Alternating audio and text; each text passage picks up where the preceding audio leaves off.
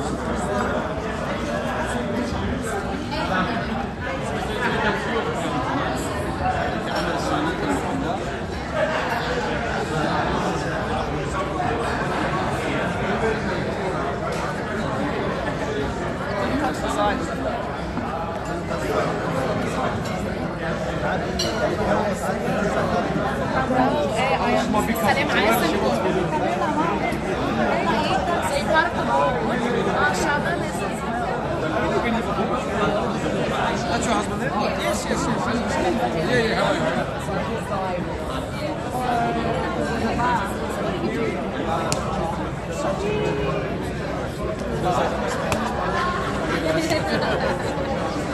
No, as long as the work job is at the top and you're happy and comfortable. Not to get here, I'm currently at work in Mason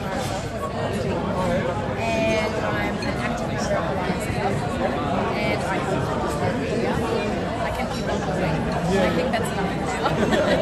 Those are the main roles. Yeah, they are the main roles. Enjoy your work. Yes.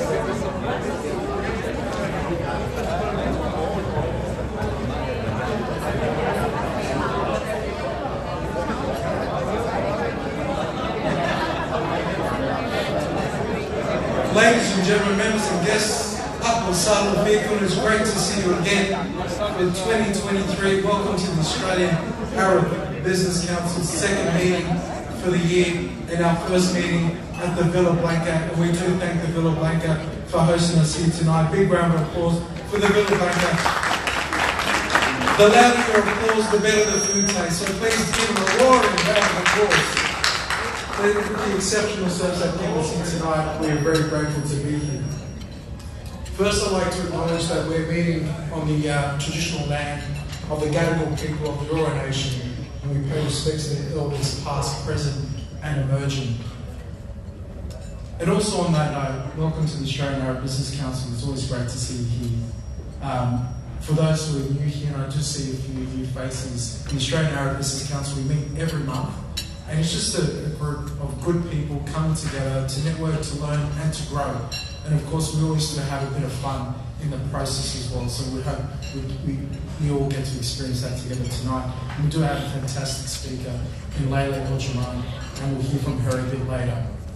And of course, it's International Women's Day on the 8th of March. So round of applause for making it here. It's quite a competitive night. There's plenty of people who are hosting their events, but naturally we always have ours on the second Wednesday of the month, and we're just very grateful that it falls on our meeting time as well. So to everyone there, I think I will just try it this way. Maybe that's better. Okay, so we'd also like to acknowledge our sponsors for tonight. One of which is our platinum member, which is Sam the Paver Man.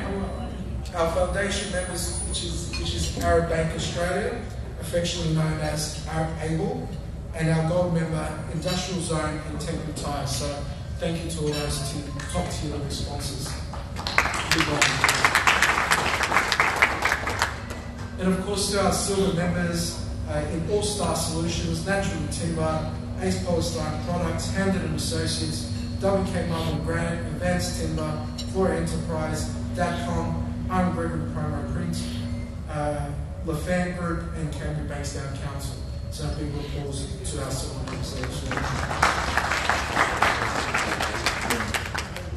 So tonight we'll hear from Layla El-Jaman. So we'll go into her presentation, followed by questions, then dinner, then we'll do general business towards the end of that.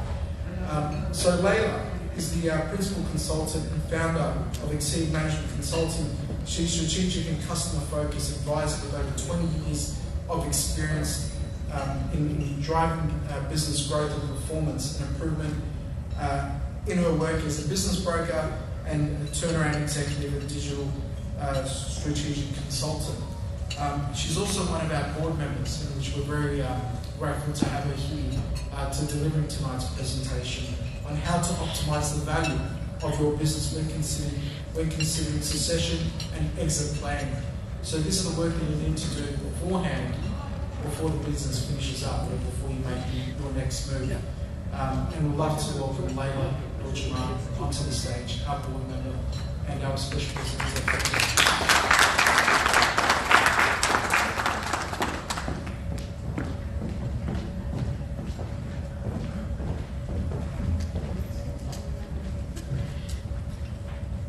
Good evening, everyone.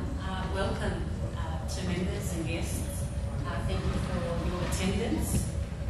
and thank you for your contribution in making Australian Arab Business Council such a success, with the knowledge that you share, the opportunities that you share with each other, and of course the relationships, friendships, and the incredible laughter. So I'd like to start off the evening, firstly, business end of things, which is anything I discuss tonight, it's please not to be taken as me giving you consulting advice. Please seek and engage in your own professional advisors for any legal, accounting or business related decisions. Okay, I got that one out of the way. The agenda for tonight, of course, we're here to raise awareness of International Women's Day. It's also, I will be discussing with you, really I'm taking you from the end, the finish line in terms of your business exit strategy and succession strategy. It's what I saw at the end and taking you then back to what you need to do afterwards. With that, I'll be discussing then succession planning and exit, and really what is value? How do we define value when it comes to selling your businesses, or when it comes to even operating your businesses, whether you're a startup or looking to scale, how are you looking to exit? And then I'll move on to really saying, how can we all win? How can we win as a buyer, as a seller, as a family member? There is the end game, and so how do we optimise value in a business? And so I wanted to acknowledge the women in this room. I suppose the adversities, the challenges, your courage that you've basically put into being where you are today. I'd like everyone to really give every woman in this room a clap for the contributions, the impacts that you make as business women, as employees, and as mothers, and just being female.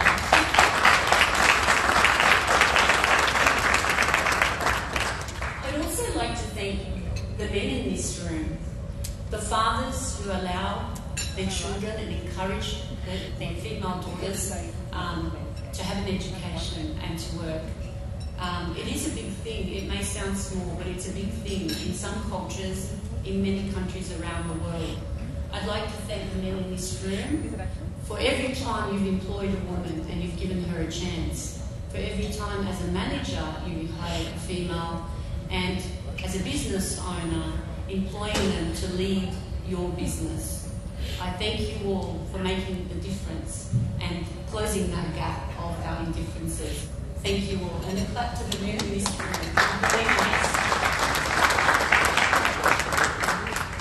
And I thought, look, the gap is narrowing here in Australia to some degree, not necessarily around the world. Of course, these statistics that you see up on the walls, they will vary, of course, in third world countries and in many countries around us, and including in some households.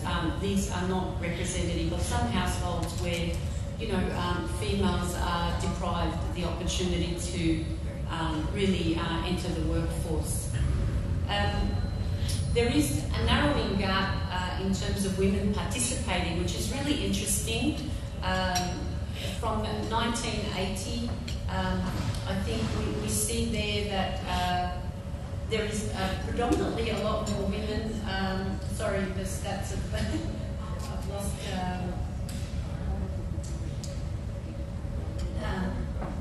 Sorry.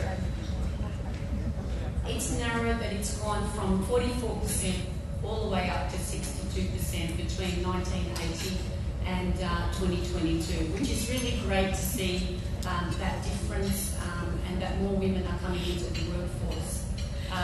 And pretty much the other figures have somewhat improved in pay gaps. There is still that gap of 30 for a woman doing exactly the same job, but the same skills and capabilities as men, still 13.4% of they paid less, than men by 13.4%.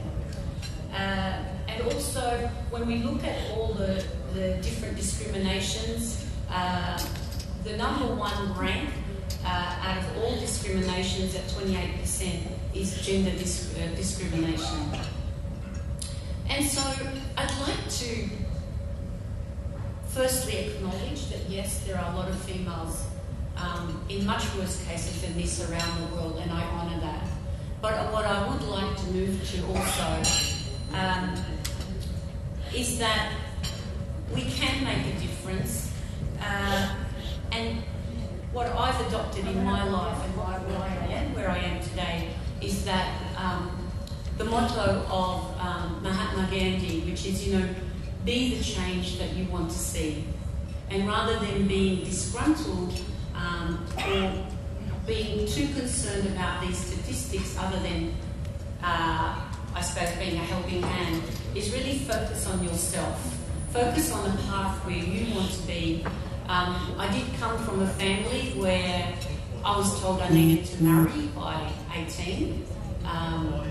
Pretty much I did. I had my first child at 19 and the second child by 21. So not knowing that my first had a severe intellectual disability, I just moved on in life. I wanted to be the best mum that I can be. I wanted to be the best wife. I wanted to be also the best of what I am able to do and make impact in this world. I really believe that we all come here to make an impact and to contribute. Each and every one of us contributes in many ways. And I'm here to tell that story that I did get my education gradually. It started off my mum minding my children 3 hours here and there.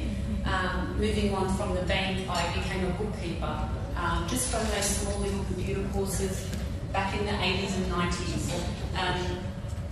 And the bookkeeping allowed me to learn budgets and financials and understand P&Ls and balance sheets.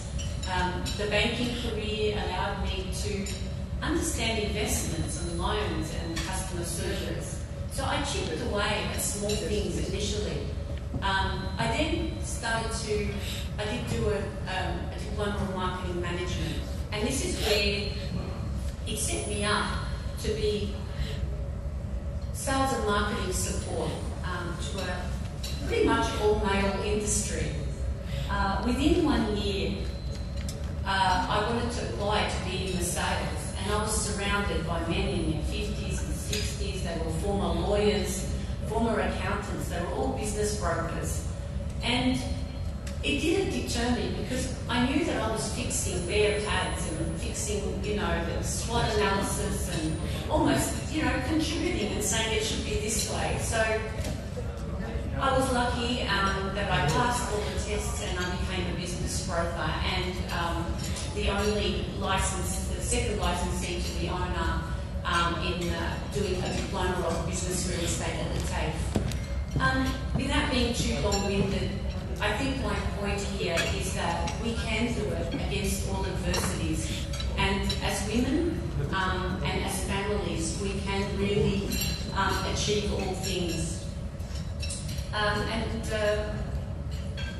Also to encourage our children, my daughter's there in the photo, is that from day one I really encouraged her to be independent and not lose her femininity, but actually just to be able to contribute to society.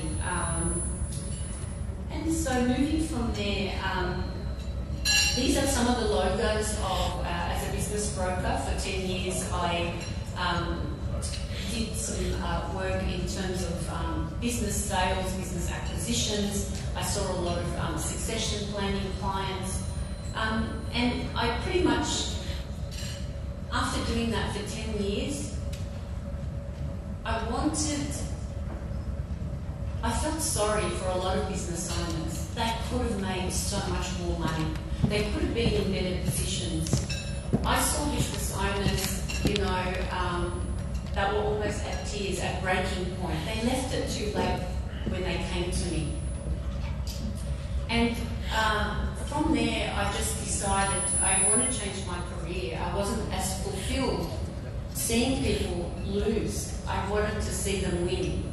And so I went and did a master's of general management, really just to firm up those gaps that I had already learned from hundreds of sellers, because I was national sales manager leading a team, so it was all of their businesses that I was exposed to. And I wanted to really contribute and make impact to businesses from startup, you know, because the start is no different to the end in terms of structure. And so let's move on to, you know, why should we plan for succession and exit? And so here's the question to you. If something happened to you today, heaven forbid, but if it was to happen, who would run your business?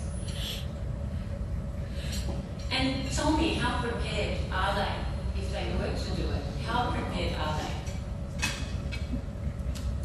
And if you had to sell today, would you get the value that you want? Would you get the terms and conditions? Sometimes the terms and conditions are more important. And if not, what are the things you would change today? And how long would that take? It takes quite some time to actually set your business up to get the maximum value that you're after. And so this is my motto and why I do what I do today. It's, you know, why lose at the finish line? A lot of where I saw customers lose, it was really that they didn't have a plan. And the timing. When you looked at, I'd asked for 5 years, your sales, there's a lot of documents I need to put together in order to prepare the information memorandum. But when I saw their sales, the sales were declining. It was declining because they were tired years ago. They needed to exit years ago. And every year they defer it, every year the sales were dropping. So timing was a problem in terms of getting maximum value. The high personal goodwill. We'll talk about that later.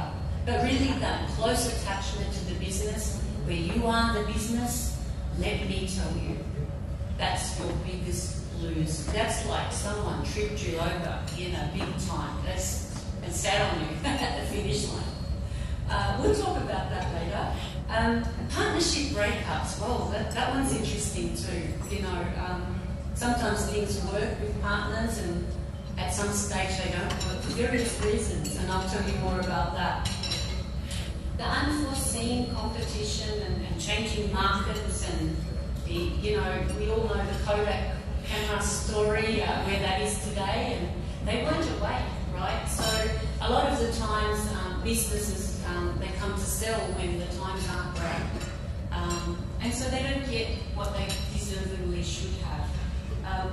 Also, risk adverse. I get a lot of clients basically saying, Layla, I'm too tired. There's enormous opportunities out there.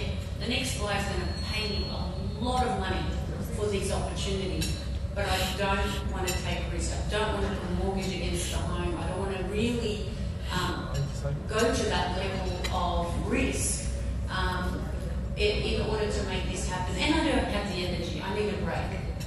And the other one is structuring incorrectly. Talk to your accountants, get great lawyers. Firstly, there's the structure of a company. When it comes to sell, how much tax are you going to be paying?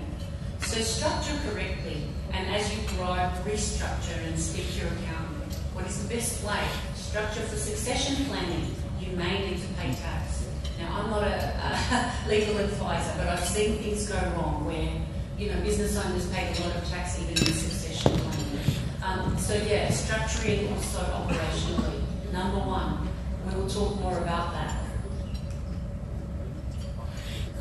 The most common tracks that were taken, so you know, when you looked at everybody, when I reflect back, right, some of the reasons for not addressing succession planning, I really, you know, we get a lot of that I'm not ready to retire. That was the number one. Why should I have to worry about that now?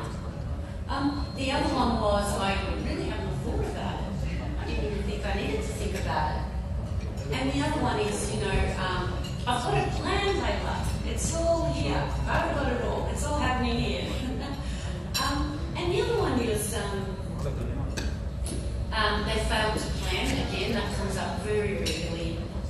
And the high dependency of the business owner, when they're there spending the whole time telling me how they know everything about the business. The thing is, they're going to be walking out of the business when it's sold, and therefore the buyer's going to want them to hang in there or see that as a big risk. And also the structure again. And so I love this by Stephen Covey, the 7 Habits of Highly Successful People. And this is one of my favourites, is always start, always begin with the end in mind. And whether, you are a startup, scaling, always have, what is it, the goal? And a lot of the times people think it's just a business goal. But in reality, it's also a personal goal, your health goals, your family goals. Sometimes you have other interests too. There are other business ventures, that you might be missing out on that you're great at, that you might get a lot more personal satisfaction or more money from. And so, start with the end in mind first and map out your health. Make sure you spend time with your family. All those things are important when I'm coaching clients, and it's amazing what comes out and really the energy that aspires in a person of really what they want out of life and their business. And so here, succession planning is all about, really, it's about you. It's about protecting yourself. It's about protecting your family, your hard-earned dollars, the blood, sweat and tears, the risk that you took. It's all about that. It's about you and making sure you get what you deserve.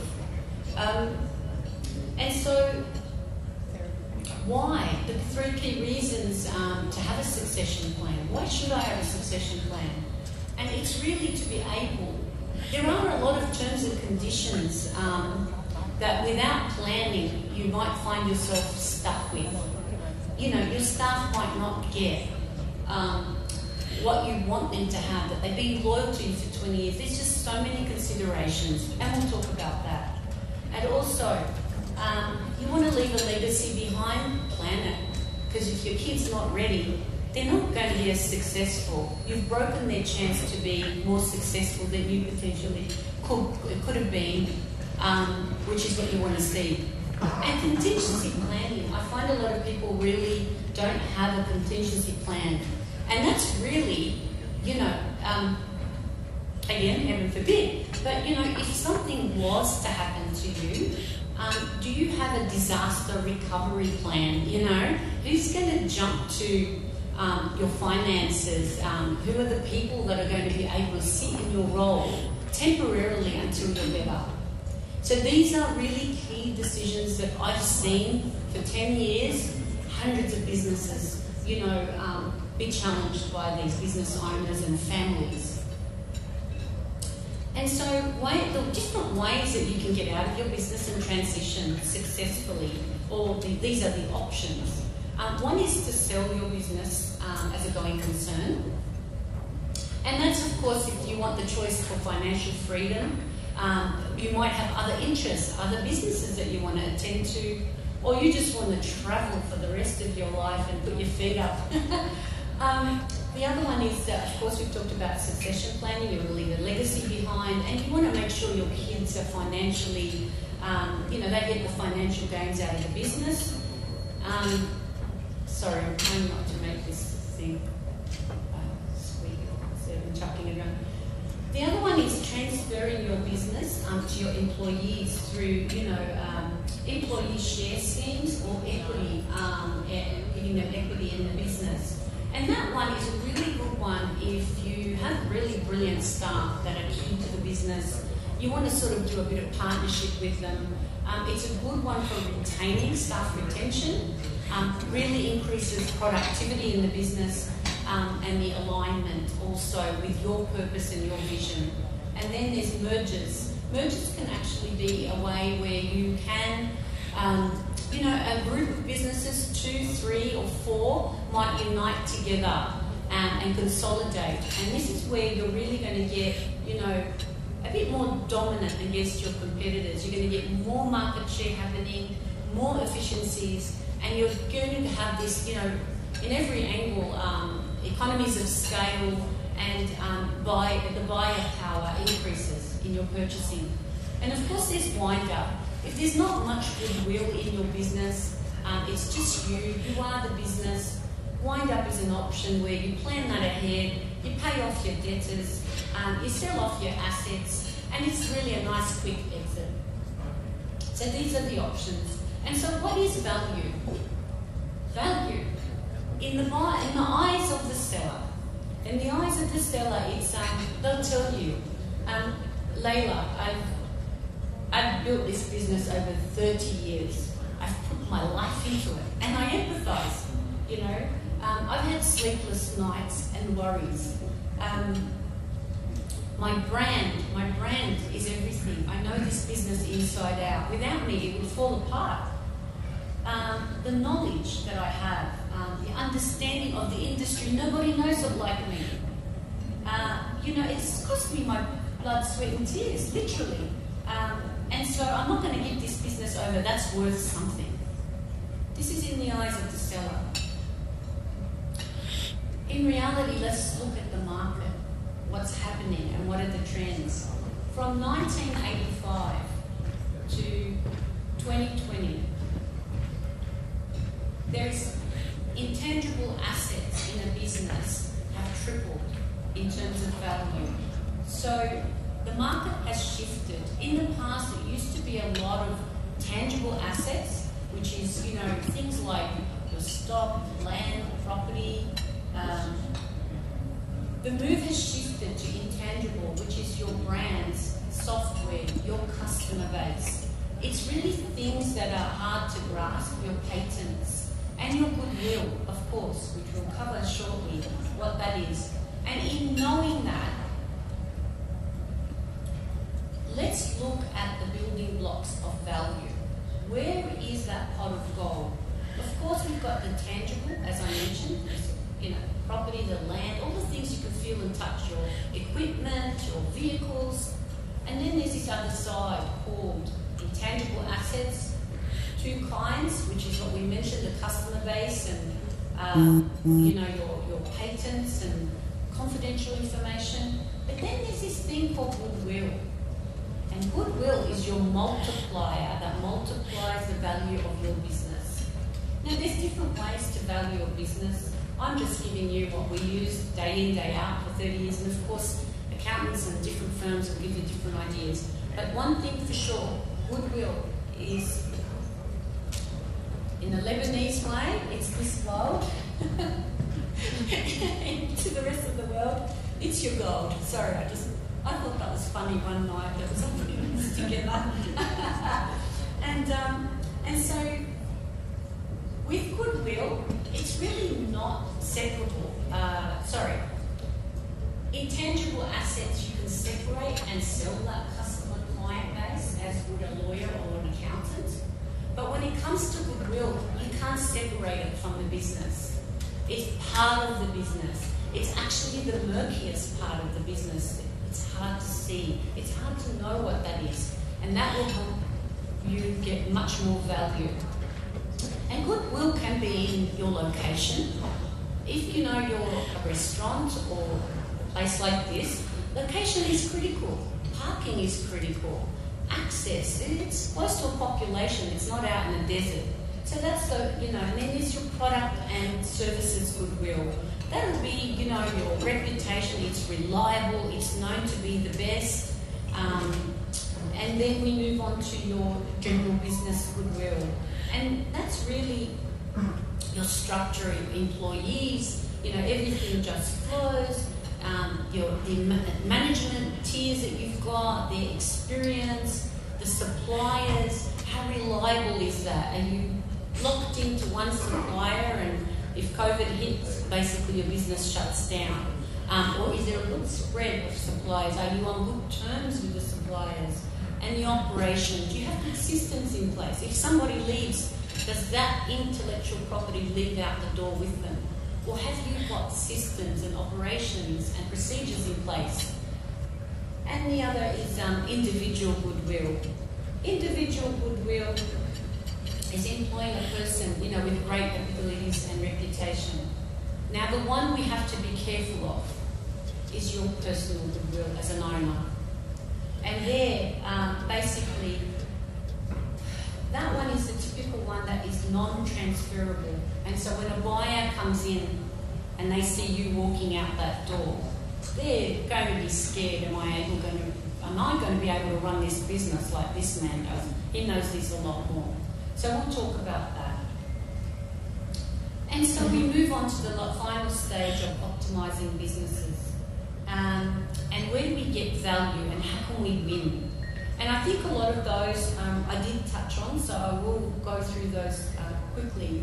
And that is making sure you have contracts for your key staff, because when it comes to the end game, if you're in the sale process, contracts are really critical.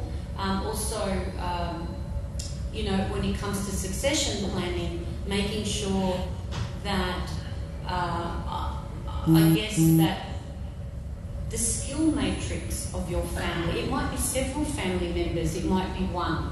Do they all get on?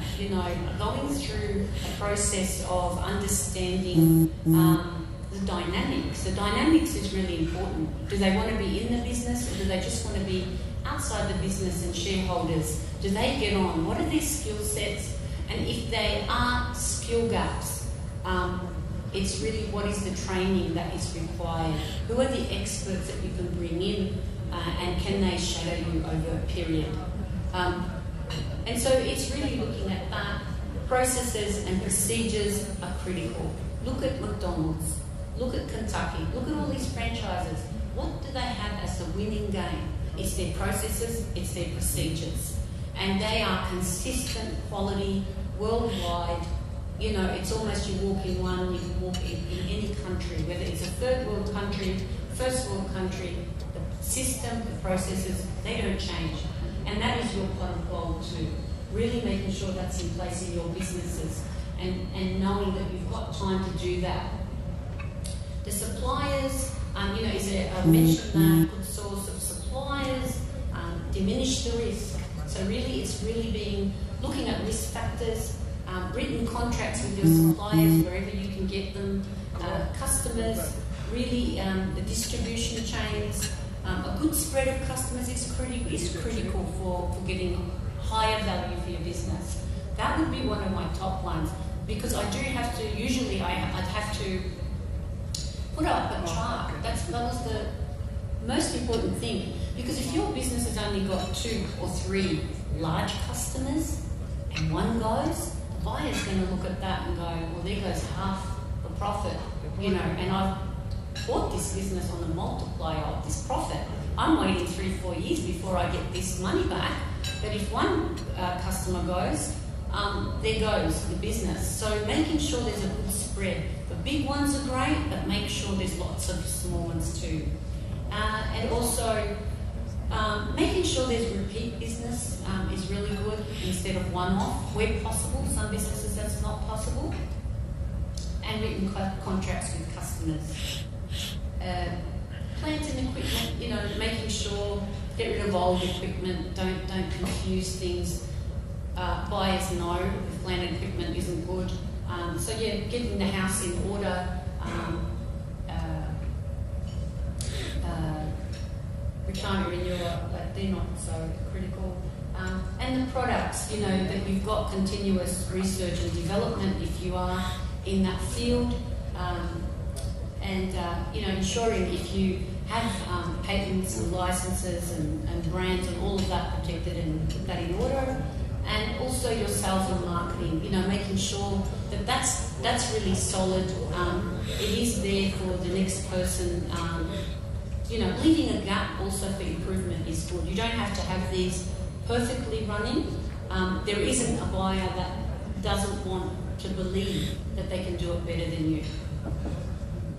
And also the property, sometimes you own the property. Is that going to be available? If the business does have a property attached to it, is that going to be available for the next person? Do they need it? Is there a lease?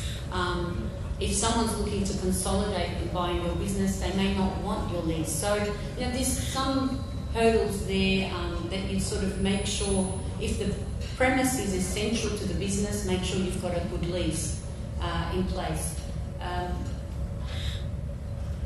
So that's what I was mentioning before. Leave some opportunity for the buyer. The buyer needs to feel that there's something that they can add value to the business to incentivise them to make that move.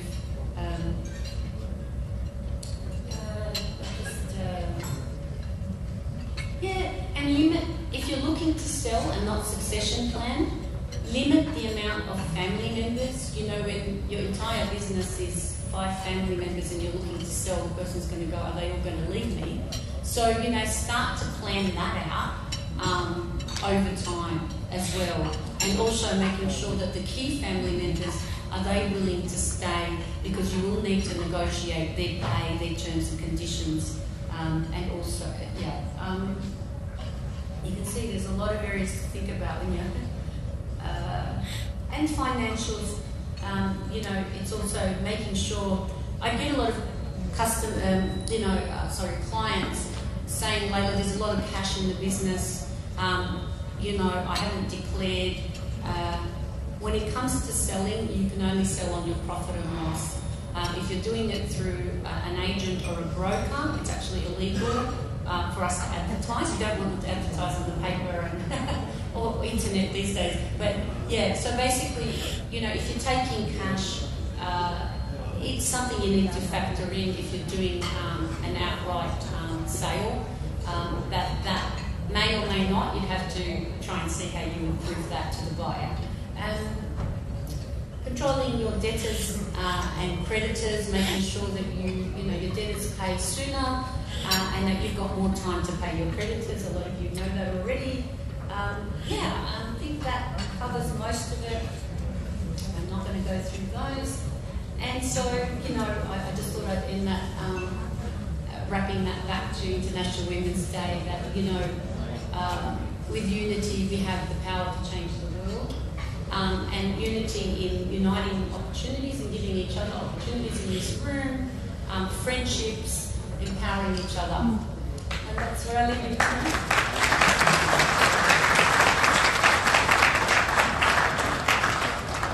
Thank you very much, Layla, and that was a very thorough presentation. I know that if we gave you another 20 more minutes, or even another hour or 20 hours, we would have done it just as thorough, but probably give us a little more to walk out of it. We touched on so many topics, you weren't able to get in depth and penetrate any single one of them, but what I do offer now is to anyone in the room who does have a question, don't make it personal.